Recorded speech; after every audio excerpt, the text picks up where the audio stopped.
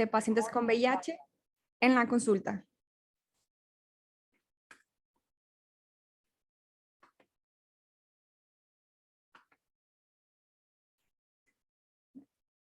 Una manera de introducción, me gustaría iniciar con esta imagen, sobre que nos habla sobre un movimiento que inició en 1983, en el cual diferentes personas que padecían de alguna enfermedad empezaban a hablar sobre el lenguaje y decían que el lenguaje puede ser una herramienta muy poderosa para hacer conexiones con las personas, pero a su vez también pudiera hacer daño.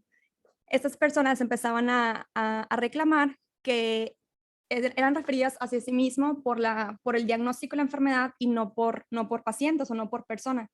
Un ejemplo de esto es que decían que usaban la terminología de el VIH, el lúpico, el ciego, y decían esas personas, pues somos personas y no diagnósticos, somos personas antes que el diagnóstico. Y fue ahí donde se creó este movimiento llamado que el lenguaje centrado en el paciente o el lenguaje centrado en la persona antes que el diagnóstico. Entonces, una diferencia de poder hablar en vez de referirnos a un paciente con VIH es el paciente que vive con VIH.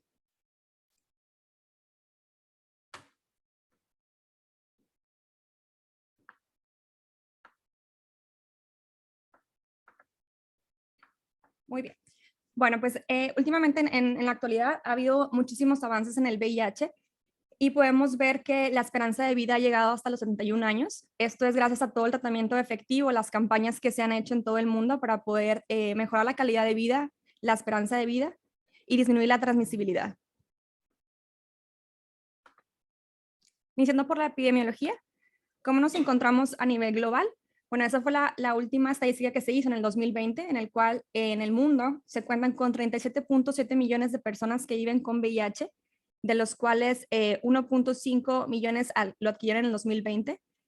Y de las muertes relacionadas por enfermedades por el VIH son 680,000, de los cuales 36 millones son adultos mayores de 15 años, 19.3 millones son mujeres, 16.7 millones son hombres. De estos 37.7 millones de pacientes viviendo con VIH, el 3.7 millones se encuentran en América. Aquí podemos ver la distribución en otros continentes. Ahora bien, ¿cuál es la prevalencia de VIH por categoría de transmisión? Podemos ver que la mayor contagiosidad es, hablando del 58% de las conductas de hombre sexo con hombre. En cuanto a las mujeres que son heterosexuales, tienen un 18%, los hombres heterosexuales un 8%. Aquí algo que me gustaría hacer énfasis es que si nosotros sumamos el porcentaje de heterosexuales entre hombres y mujeres, nos da un 26%, lo cual es un porcentaje muy alto, con lo que debemos también de no relacionar únicamente esta enfermedad a pacientes homosexuales, sino también podemos tener una gran cantidad de pacientes heterosexuales con esta enfermedad. El 6% se relaciona a usuarios de drogas intravenosas en hombres y 5% en usuarios de drogas intravenosas en mujeres. ¿Y cómo nos encontramos en México? Esta es la última tabla de vigilancia epidemiológica con la que se cuenta, en la cual hay casos notificados de VIH desde 1983 hasta el 2022 en abril, 336,515 personas, de los cuales los que se encuentran vivos registrados son 208,697, y en el 2021 se diagnosticaron 15,000 casos nuevos, y a lo que va del 2022, 3,636. También importante saber que cuántas defunciones ha habido en el 2020, pues fueron 4,557. Entonces así es como es la estadística con la que contamos aquí en México. Ha habido distintos movimientos en todo el mundo para poder acabar con esta epidemia, y eso se basan como en metas que llegan para poder alcanzar ciertos porcentajes en esta epidemia. Esas son las metas con las que se cuentan de la OMS para el 2025, en la cual se espera que menos del 10% de los países tengan alguna ley punitiva para pacientes que viven con VIH, menos del 10% tenga una experiencia con estigmas o discriminación, y se quiere llegar a que el 95% de la población use alguna medida de prevención, que el 95% también de los pacientes que viven con VIH conozcan su diagnóstico, que se inicie un tratamiento antirretroviral y que el 95% que esté con tratamiento esté virológicamente sin detección viral, que tenga una supresión viral. Bueno, que el 90% de todos los pacientes con este diagnóstico, pues que estén ligados a un cuidado de la salud. ¿Y cómo nos encontramos en estas metas aquí en México? Vamos a ver que, bueno, de cada 7 de cada 10 personas con VIH en México han sido diagnosticadas. O sea, un 70%, todavía tenemos un 30% que falta de diagnosticar. 6 de cada 10 personas que están viviendo con VIH se encuentran en tratamiento antirretroviral y 5 de cada 10 personas que están viviendo con VIH se encuentran en supresión viral. Y pues las metas aquí que tenemos para México es que para el 2030 el 95% de la población que tiene el diagnóstico de VIH conozca su estado serológico, que el 90% de las personas que estén con esta enfermedad tengan terapia antirretroviral y que alcancemos una supresión viral del 86% en todos sus pacientes. Pues si vemos, aún nos falta llegar para estas metas, pero pues aún tenemos varios años para poder lograrlo. Ahora bien, ¿quién debe de realizarse un screening de VIH? La respuesta es muy sencilla. Todas las personas que estén entre los 13 y 64 años deben de contar con al menos una prueba de VIH en su vida, sin importar si tengan un factor de riesgo o no. Entonces, si bien escucharon, todas las personas. Si bien hay ciertas poblaciones, ciertas personas que te confieren un poquito más de riesgo, que sí o sí deberías tener una prueba de VIH, como son las personas que padecen alguna enfermedad de transmisión sexual distinta al VIH. Es como pudiera ser como sífilis, clamidia, gonorrea. Esto es porque en muchas ocasiones cuando tienes una enfermedad de transmisión sexual se puede estar acompañada por VIH, entonces siempre hay que descartar que no esté presente también. También todas las personas que tengan tuberculosis deben de contar con una prueba. Esto es, si recordamos, si nosotros tuviéramos una prueba, un PPD positivo, o sea, tuviéramos una tuberculosis latente, nuestra probabilidad de que se haga una tuberculosis activa es del 10% en toda tu vida. Pero si además de tener tuberculosis latente tienes infección por VIH, tu riesgo se aumenta un 10% cada año. Y también hay ciertas recomendaciones de que al menos pacientes con mayor riesgo tengan una prueba de VIH una vez por año. Esta población serían los usuarios de drogas intravenosas, los que intercambian sexo por dinero o por drogas, las parejas que tienen alguna pareja con el diagnóstico de VIH, o cuando una persona o su pareja tengan más de una pareja sexual. Y también hay otra población, las personas que tienen sexo con hombre, se pudieran hacer las pruebas de cada 3 a 6 meses, esto claro, pues individualizando cada paciente y viendo el riesgo que tiene.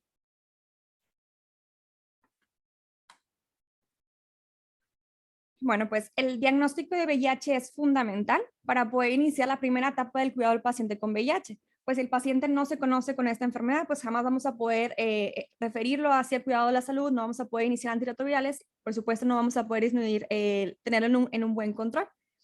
Pues tenemos aquí la cascada de cuidado del paciente que vive con VIH, pues tenemos a la izquierda los que no están en ningún cuidado, desde que no saben el diagnóstico a la izquierda, y llegándonos al otro extremo, los que conocen su diagnóstico y que están comprometidos con el tratamiento. Y pues aquí en México, el 44% de los pacientes que tienen diagnóstico de VIH no están con ninguna atención.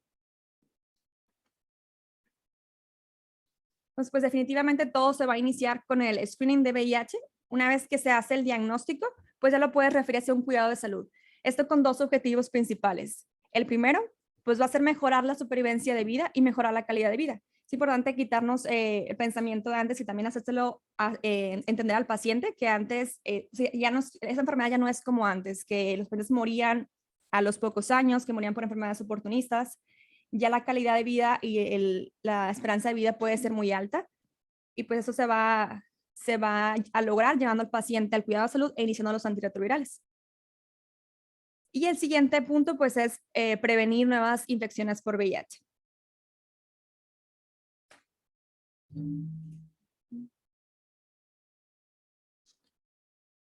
Muy bien. Ahora, pues, ¿cuál prueba vamos a utilizar para hacer este diagnóstico? Si recordamos aquí en esta imagen, han habido 4 generaciones conforme ha pasado el tiempo para hacer el diagnóstico de VIH. Las dos primeras pruebas, que son las pruebas de VIH de primera y segunda generación, son los que se conocen como sensibles para IgG.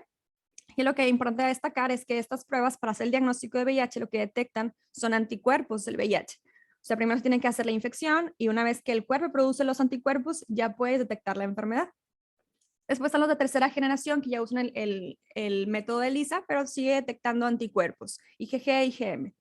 Y ya la última, que es los de cuarta generación, lo que cambia aquí es que además de detectar anticuerpos, detecta antígenos. Y específicamente el antígeno que detecta es el P24, por lo cual pues mejora el diagnóstico y el tiempo en el que va a estar positivo esta prueba. Y tenemos la clasificación de FIVIC, en la cual nos habla de el tiempo en que se van siendo positivas cada una de las pruebas. Al inicio tenemos un periodo de eclipse. Este periodo es cuando ninguna prueba puede detectar el VIH, o sea, ninguna prueba ni la de cuarta generación. Y esto es porque la replicación viral está únicamente en el área genital. Aún no ha habido replicación sérica, por lo que pues ninguna prueba lo va a poder detectar. Todas las que usamos son a través de la sangre. Después tenemos la primera clasificación, que es cuando se detecta el RNA viral. Eso puede estar positiva desde el 10º día posterior a la infección por VIH. Y después tenemos la segunda clasificación, que es cuando se detectan el antígeno P24, y ese lo podemos encontrar positivo hasta a partir del día 15. En la clasificación 3 es cuando el ELISA está positivo. Este puede ser a partir del 20, pero igual detectando anticuerpos. Y después la clasificación 4 es cuando el Western blot puede estar positivo o más bien indeterminado, cuando todavía no se producen todas las proteínas para que pueda detectarlo aquí el Western blot.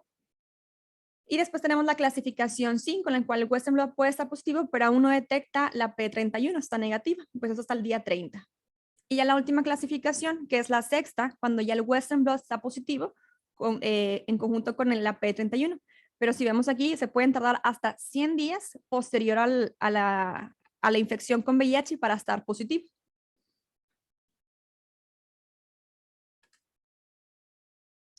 Aquí tenemos este algoritmo que es para el diagnóstico de VIH, pero ese es el que es utilizado en Estados Unidos, en el cual te recomienda que al inicio pues se haga una prueba de ELISA de cuarta generación, donde se detecta antígenos y anticuerpos, y una vez que está positiva, el siguiente paso es confirmarlo. Y bueno, es importante saber que toda prueba aquí de VIH siempre se debe confirmar. Así sea una ELISA de cuarta generación, tenemos que tener una segunda prueba confirmatoria. Entonces aquí en Estados Unidos lo que se usa es que la segunda prueba confirmatoria sea la diferenciación entre VIH1 y VIH2, y ya detectas cuál de los dos, cuál de los dos tipos es el que se encontró en el paciente. Sin embargo, aquí hay una diferencia en cómo lo hacemos en México, porque no es tan accesible tener una diferenciación del VIH1 y VIH2. Entonces hay otra forma de poderlo hacer. Primero se hace el diagnóstico con el ELISA de cuarta generación, que detecta anticuerpos y antígenos. Haces el diagnóstico de VIH, pero en la prueba confirmatoria es lo que puede variar. Y lo que podemos utilizar es la carga viral como prueba confirmatoria. Esto es por dos razones. Una, siempre vamos a ocupar una carga viral en todos los pacientes al inicio, de base, y para el seguimiento, para valorar respuesta, para valorar cómo va el paciente. Entonces, si tú ya de entrada le pides la carga viral, pues le estás ahorrando tiempo al paciente y le estás ahorrando dinero, en vez de hacer la diferenciación de VIH1 y VIH2. Otra prueba que también podemos utilizar confirmatoria es el Western blot. Sin embargo, pues ya como mencioné previamente, se puede tardar hasta 100 días en positivizar.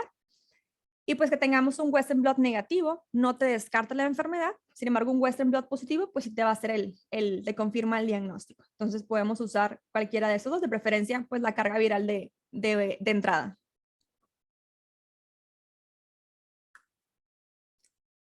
Ok, entonces ahora ya hicimos el diagnóstico de VIH, pues ¿cuál es la historia natural de esta enfermedad?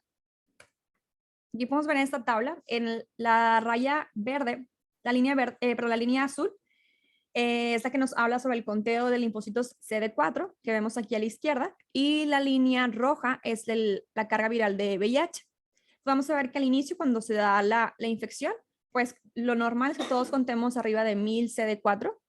Después, cuando se da la infección, empieza una decremento del conteo CD4, y a su vez se inicia una elevación exponencial de la carga viral cuando llega al pico, y pues con la disminución de CD4, pues no es demasiada la carga viral, la replicación viral, perdón, que no se pueden contener y se hace esa disminución de los CD4. Es en este momento donde puede darse algún síndrome el síndrome antirretroviral, que puede ocurrir en el 50% de los pacientes, pero muchas veces cuando se da puede confundirse por otra enfermedad y no detectarse. Y después empieza una disminución de la carga viral, donde ya se activaron los linfocitos CD8 y empieza esta disminución. Y tenemos el periodo de latencia, donde la carga viral tiene como un periodo estable, y después los linfocitos CD4, conforme pasa el tiempo sin tratamiento, pues van a ir disminuyendo cada vez más.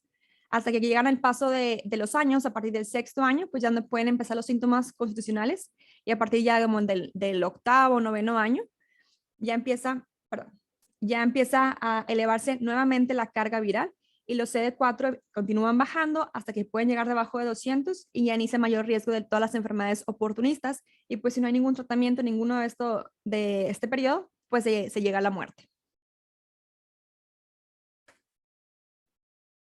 Tenemos la clasificación de infección por VIH, que se puede ir en varios estadios. El estadio 0 es cuando la infección es reciente, que puede ser menos de 6 meses. Aquí únicamente detectamos al 6.2% de la población en este estadio. En el estadio 1, que es cuando contamos con CD4 arriba de 500, se encuentra el 25.6% de la población. Estadio 2, cuando tiene CD4 entre 200 y 499, que es donde la mayoría de las personas se encuentran en este estadio, hasta el 30.4. Y luego el estadio 3, que es cuando tenemos menos de 200 CD4 o que tengamos alguna enfermedad definitoria de SIDA. Y aquí se encuentra en el 20.9%.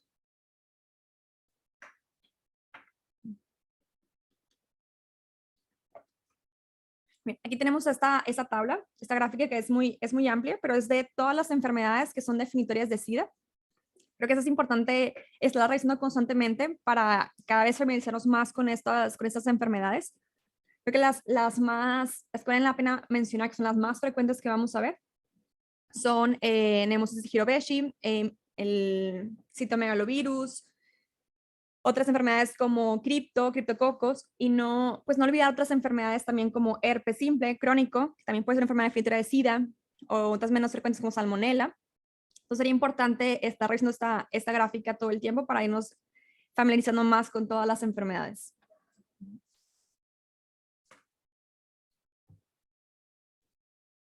Ahora, bueno, acude tu paciente con una prueba de VIH a tu consulta. ¿Qué es lo que hay que hacer?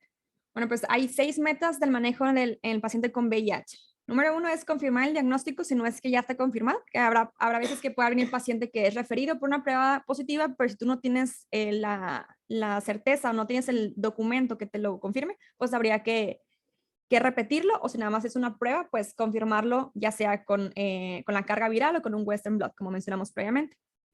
La segunda meta es evaluar el grado de inmunosupresión, que vamos a ver más adelante. 3, preparar para el inicio de antirretrovirales.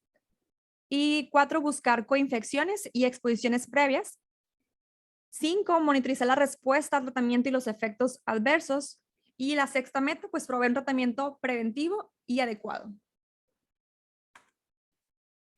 Entonces, en la primera cita con el paciente, creo que esto es clave. Es una oportunidad para tener una interacción positiva con el paciente y reforzar la importancia del cuidado. Se ha visto que esa interacción del médico-paciente influencia muchísimo para tener un buen apego. De esto va a depender si el paciente va a continuar las siguientes citas, va a continuar los antirretrovirales o se va a perder. Entonces, esta primera cita debe ser culturalmente sensible, centrado siempre en el paciente, multidisciplinario y sin juzgar al paciente. Él se debe sentir cómodo y hacer sentir cómodo al paciente con todas las preguntas que vamos a realizar. Entonces, los objetivos en esta evaluación inicial, como ya mencioné, pues confirmar el diagnóstico. Después vamos a obtener una historia clínica y una exploración física completa. Es muy importante también evaluar el conocimiento de la enfermedad y transmisión, que nos vamos a dar cuenta que muchos de los pacientes se van a seguir con el pensamiento de antes, que es una enfermedad que te vas a morir, que no hay vuelta atrás, todo el estigma y toda la discriminación que conlleva esto. Y pues hay que hacerle claro al paciente que no es así, que hay tratamientos y que hay una manera de vivir totalmente normal, como cualquier otra persona sin el diagnóstico. Y ya pues el cuarto objetivo va a ser discutir el inicio del tratamiento médico. ¿Qué vamos a a revisar en la historia clínica? Bueno, pues como mencioné, evaluar el conocimiento de la enfermedad y es importante también saber el conocimiento de los familiares sobre el diagnóstico para saber si tú te puedes acercar a ellos o si quieren la discreción o no. La historia social, pues que es la historia clínica normal, que vamos a preguntar los antecedentes, de dónde viene, dónde vive, personas patológicos y patológicos. Después estaría la historia de VIH. En esta historia, pues el paciente ya se conocía antes con VIH, también que pudiera ser un paciente que no sea de primera vez o no sea el diagnóstico en este momento, pues habría que preguntarle si conoce su carga viral, si conoce los CD4 al inicio, los últimos CD4, alguna enfermedad oportunística que haya tenido, el seguimiento y demás.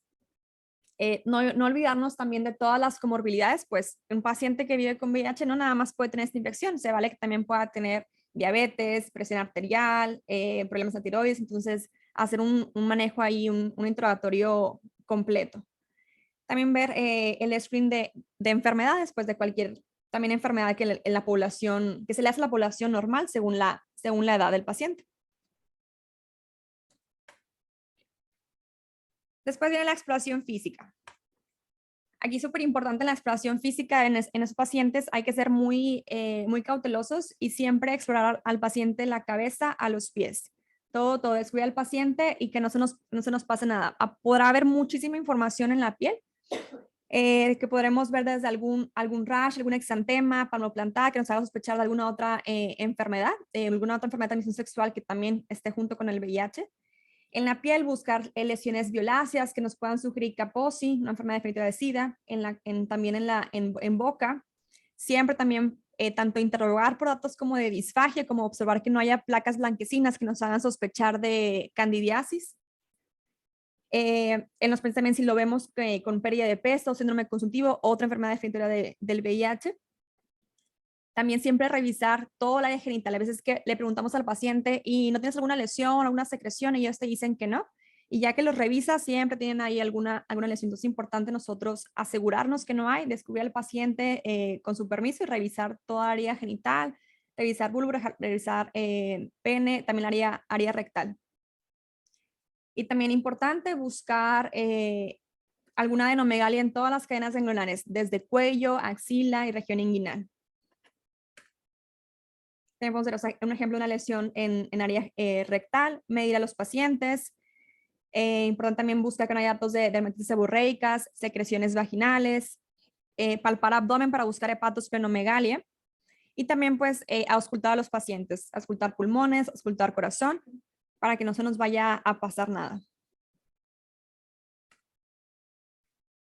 Bueno, una vez terminado la historia clínica y la exploración física, pues ¿qué es lo que sigue? Pues los estudios de laboratorio.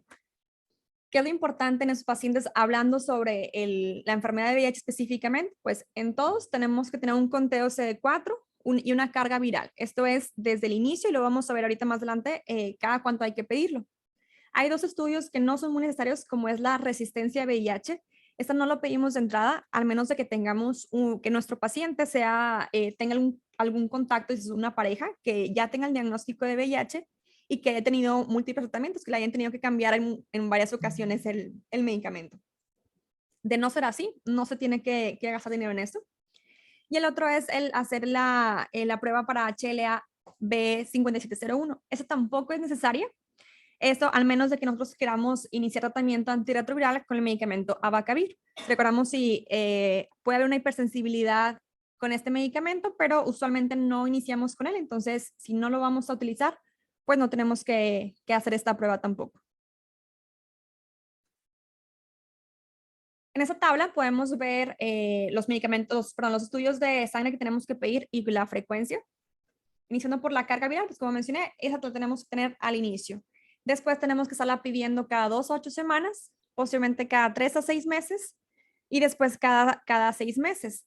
Lo que vamos a ver en carga viral pues es respuesta al tratamiento antirretroviral. Nosotros vamos a valorar respuesta si hay una disminución de un logaritmo cada mes. O sea, si le pedimos la carga viral cada mes, debemos de ver una disminución de un logaritmo.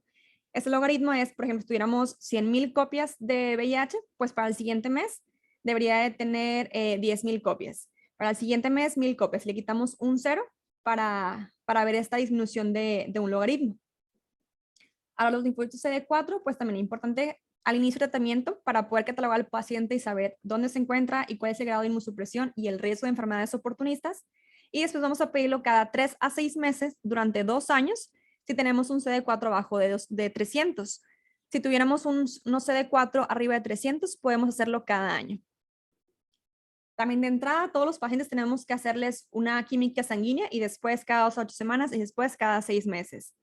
Un perfil hepático, también al inicio del tratamiento, cada 2 a 8 semanas y cada 6 meses. El perfil de lípidos también al inicio y después cada año. También hay medicamentos que podamos prescribir a los pacientes que puedan tener un efecto en el perfil de lípidos. Entonces hay que saber cómo se encuentra al inicio. Igual el perfil hepático, pues no podemos descartar también que pueda tener alguna coinfección con hepatitis C, hepatitis B u otras enfermedades. Y pues como mencionaba previamente, además del VIH, los pacientes pueden tener diabetes, entonces siempre hay que hacer el screening también para eso, ya sea con una glucosa en ayuno o con una hemoglobina glucosilada al inicio y después cada año. También debemos de pedir un examen general de orina al inicio, cada 2 a 8 semanas y después cada 6 meses. Eso es para descartar que no haya alguna nefropatía relacionada al VIH o una nefropatía por otra razón. La biometría hemática también la vamos a realizar al inicio del tratamiento, cada 8 semanas y después cada 3 a 6 meses. Y bueno, también importante, además de descartar la infección por VIH, hay que buscar otras enfermedades también de transmisión sexual como virus de hepatitis B y virus de hepatitis C. Eso se debe hacer nada más al inicio. También otras enfermedades como sífilis, gonorrea y clamidia. Creo que aquí de entrada a todos siempre el sífilis es al inicio del tratamiento. Si vemos que es un paciente que tenga factores de riesgo para otras enfermedades de transmisión sexual, pues podemos hacer el screening cada 3 a 6 meses. Y si vemos que no, podemos hacerlo cada año, al menos. También se recomienda lo mismo para gonorrea y clamidia. Sin embargo, esos son estudios que son más caros.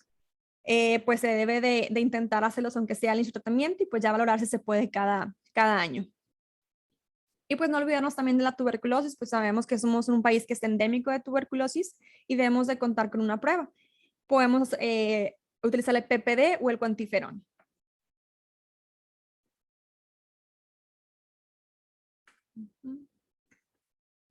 Bueno, ¿cuándo debemos de iniciar tratamiento en esos pacientes? Idealmente, deberíamos iniciar tratamiento al momento del diagnóstico tan pronto sea posible.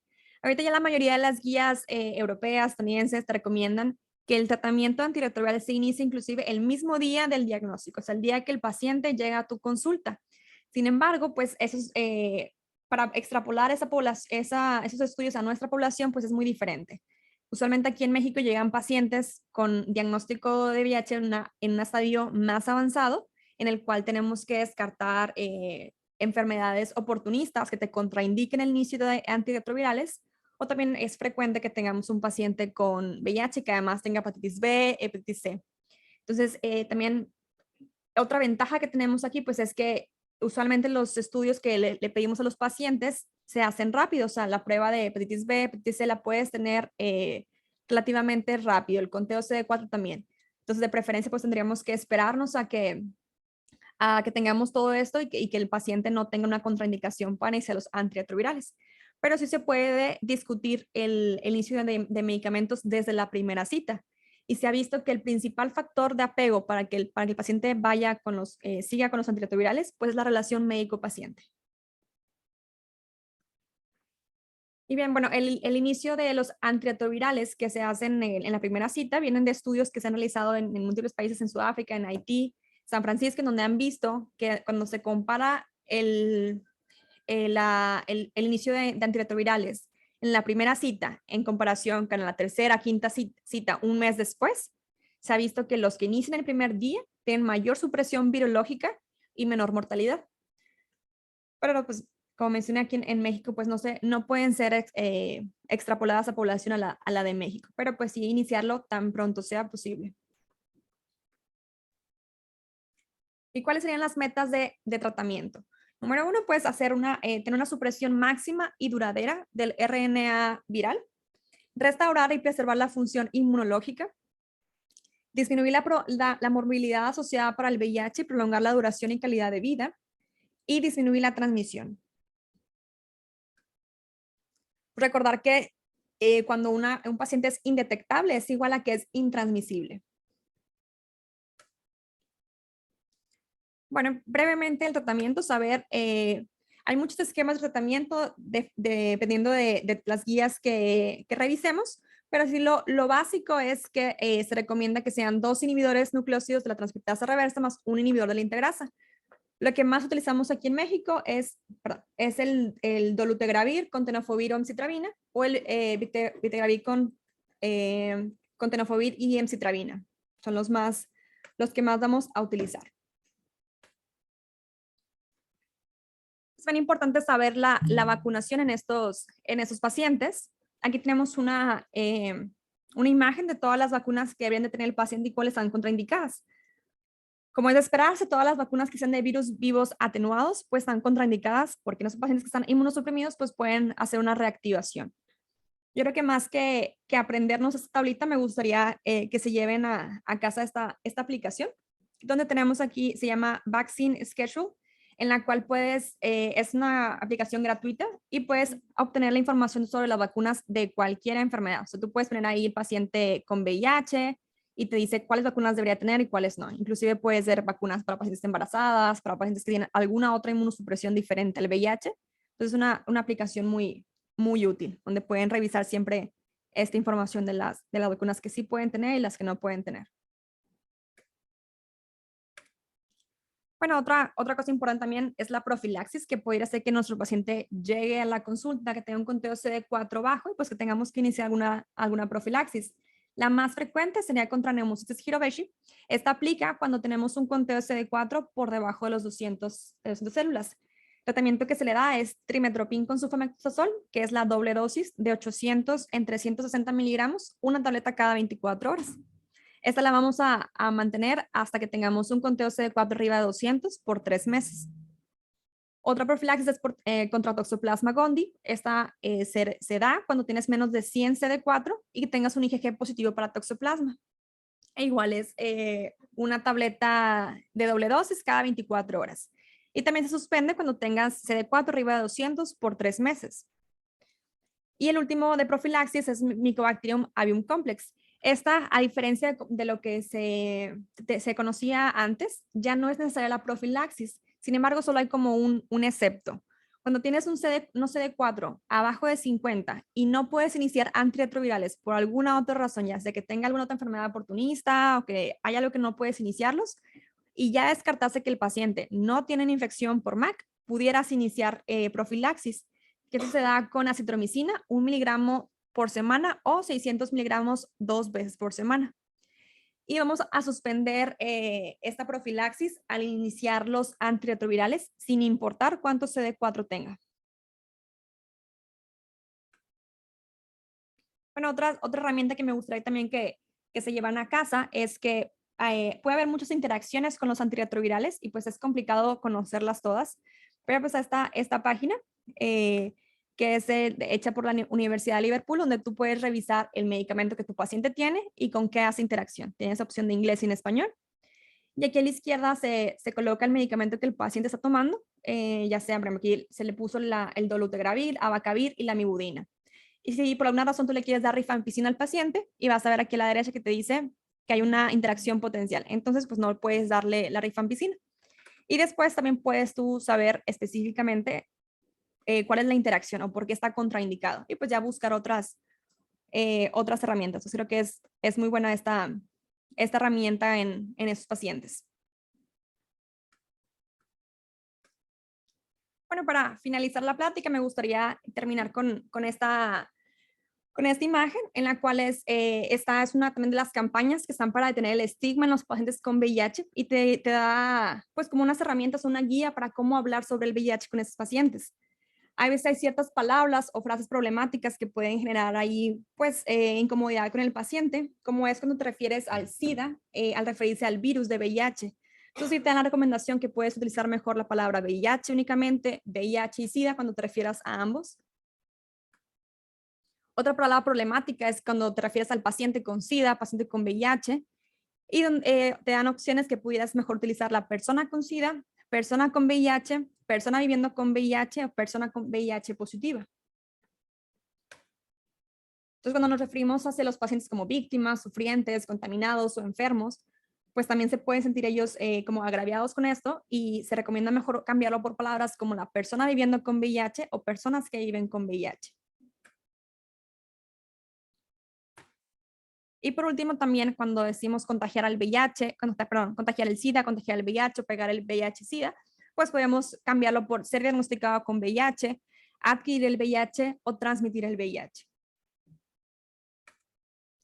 Bueno, pues de mi parte sería todo. Muchas gracias. No sé si alguien tenga alguna duda.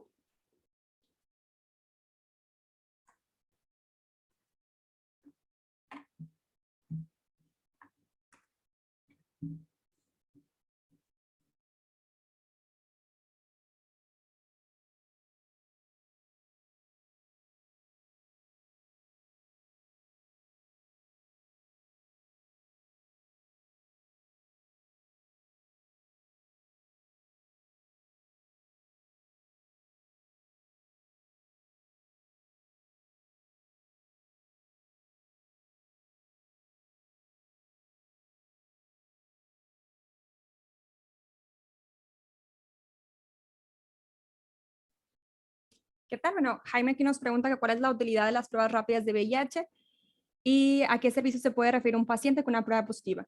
Bueno, pues son muy útiles estas pruebas de rápidas de VIH. Sin embargo, pues son pruebas que detectan anticuerpos. Entonces las pudiéramos usar como screening, son válidas. Sin embargo, una prueba positiva se tiene que confirmar con una ELISA y una prueba negativa, pues no te lo descartas. Si es un paciente que tenía factores de riesgo o contacto con un paciente con VIH, pues sería bueno, si está negativa, repetirla con una ELISA. ¿Y a qué servicio se puede referir? Pues bueno, está aquí en el Hospital Universitario está la consulta de infectología y también lo puedes referir a los capacits. También algo importante de mencionar es que todos los tratamientos antirretrovirales son gratuitos y también el seguimiento en el capacits. Entonces también explicarle eso a los pacientes.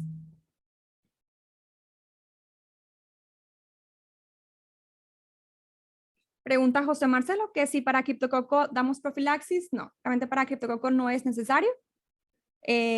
Usualmente si la sospechamos podemos tratarla y buscarla intencionadamente, pero no profilaxis.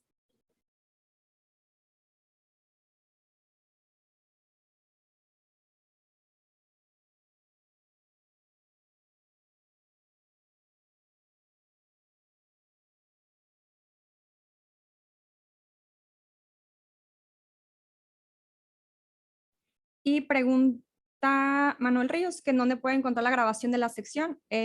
Ahorita el moderador les va a explicar dónde la pueden revisar.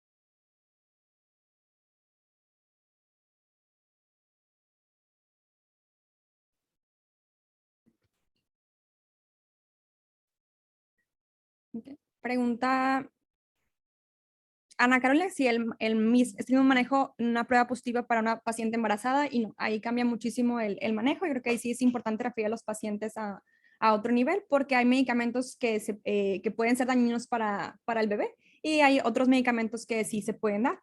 Y es importante saber pues qué medicamentos se le pueden dar y que tengan una carga viral no detectable para que no haya riesgo para transmitir a los bebés. Y si se supo el diagnóstico ya muy tarde, pues qué tratamiento le podemos ofrecer al bebé al momento al nacimiento para prevenir que no haya una transmisión. Y pregunta Brian si el manejo se puede realizar en consultoría, en qué momento se tiene que transferir al siguiente nivel. Pues yo creo que idealmente sí sería referirlo. La ventaja de referirlo, por ejemplo, al Capacits es que ahí mismo te van a hacer todas las pruebas y son gratuitas. Y si las haces tú por fuera, pues le va a costar al paciente hacer el conteo CD4, la carga viral, y pues ellos tienen una valoración ahí gratuita y pues habría que específicamente descartar que no hay una enfermedad definitoria de SIDA, que no hay una contraindicación para esos antirretrovirales y pues al referirlos también les van a dar los medicamentos. Entonces creo que pudieras hacer el diagnóstico en el consultorio, dar algún seguimiento, pero sí de preferencia que algún especialista también lo esté viendo.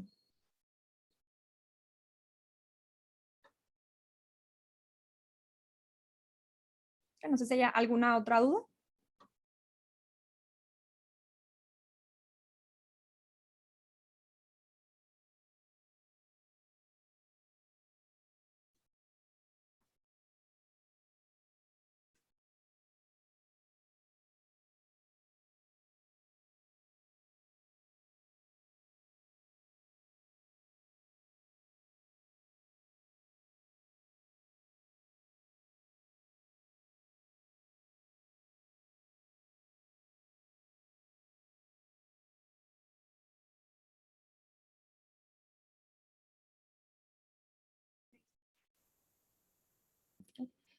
Bueno, me pregunta también Martín, que en caso de tener un contacto de transmisión, ¿cuál es la forma de prevenir el contagio? ¿Algún retroviral de primera línea?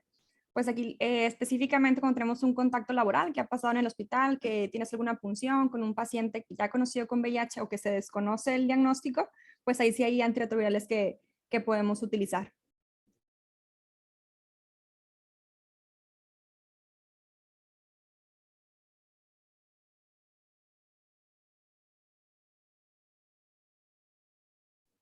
Que usualmente te dan el tratamiento es por un mes, que te dan ya sea Truvada o cualquier medicamento, el Biktarvy, te lo dan por un mes, pero así que haya algún antirretroviral de primera línea, la verdad que no.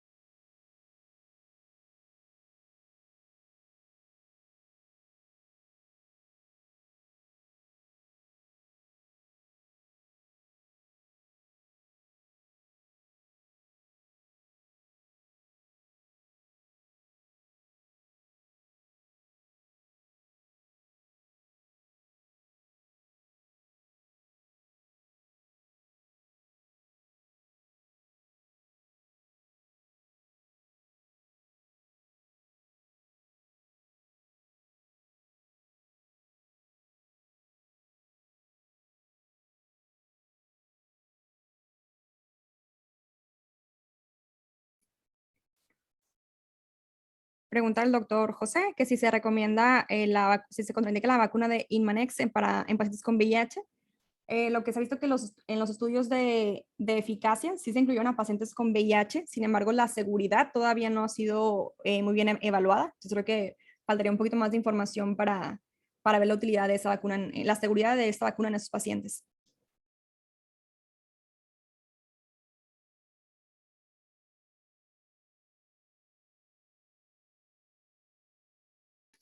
Y pregunta a la licenciada Carolina si las personas con algún riesgo se canalizan directo a primer nivel de atención o van directo al Capacit. Yo creo que pueden ir a cualquiera de los dos. Primer nivel también deben de contar con pruebas para VIH, se puede realizar, y si no, pueden ir directo al Capacit y les van a hacer las pruebas y todo el seguimiento gratuito. Y manejan pruebas desde pruebas rápidas hasta pruebas de ELISA y carga viral y CD4.